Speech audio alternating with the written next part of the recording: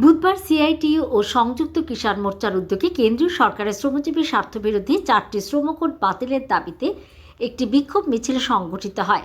এদিন মিছিলটি মেলার মাঠস্থিত পার্টির পশ্চিম জেলা অফিস থেকে শুরু হয়ে শহরের বিভিন্ন পথ পরিক্রমা করে অফিস লেনের শ্রম দপ্তরের সামনে গিয়ে বিক্ষোভ প্রদর্শন করে এবং সেখানে এক সভায় মিলিত হয়। এই বিক্ষোভ কর্মসূচিতে উপস্থিত ছিলেন সিআইটিইউ রাজ্য সভাপতি শঙ্কর প্রসাদ দত্ত, সংগঠনের সম্পাদক মানিক দে এবং সংযুক্ত কিষাণ মোর্চার নেতৃত্ব পবিত্র কর সহ অন্যান্য নেতৃবৃন্দ। সভায় বক্তারা কেন্দ্রীয় সরকারের প্রণীত শ্রমিক স্বার্থবিরোধী শ্রম কোডগুলির তীব্র সমালোচনা করে এগুলি অবিলম্বে বাতিল করার দাবি জানান। তারা বলেন, এই শ্রম কোড কার্যকর হলে শ্রমিকদের অধিকার খর্ব হবে এবং কর্মসংস্থানের নিরাপত্তা আরও দুর্বল হয়ে পড়বে।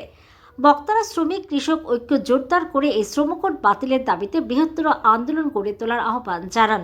সংযুক্ত কিষাণ মোর্চার নেতৃত্ব পবিত্র কর তাঁর বক্তব্যে এই ইস্যুতে এদিন ফের সোচ্চার হয়ে শ্রমকোড বাতিলের দাবিতে এবং কৃষক ও শ্রমিক শ্রেণীর স্বার্থে জোরালো দাবি জানান। 21 সালে হয়েছিল, কিন্তু আজকে 26 সালে যে কথা মোদী সরকার এই আইন বাতিল করার পরে বলেছিল, কৃষকদের ন্যূনতম ফসলের দাম এবং তার যে অধিকার একটাও শব্দ আর করেনি। এরপরে তিনি ধরেছেন দেশের শ্রমিক শ্রেণীর অধিকারকে কেড়ে নিয়ে ওই পুঁজিপতিদের স্বার্থে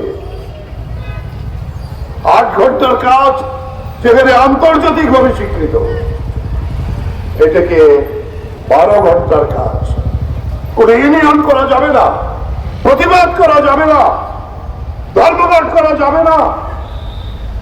এই শ্রমকোড করে দুইটি যে আমাদের দেশের প্রধান উৎপাদনকারী শক্তি, শ্রমিকরা কলে কারখানায় কাজ করে মানুষের জন্য তার স্বস্তি দেয়, আর কৃষকরা মাঠে ময়দানে কাজ করে আমাদের অন্ন যোগায়। এই দুইটি উৎপাদনকারী শক্তির অধিকার কেড়ে নেওয়ার জন্যই এই কাজ মোদী সরকার।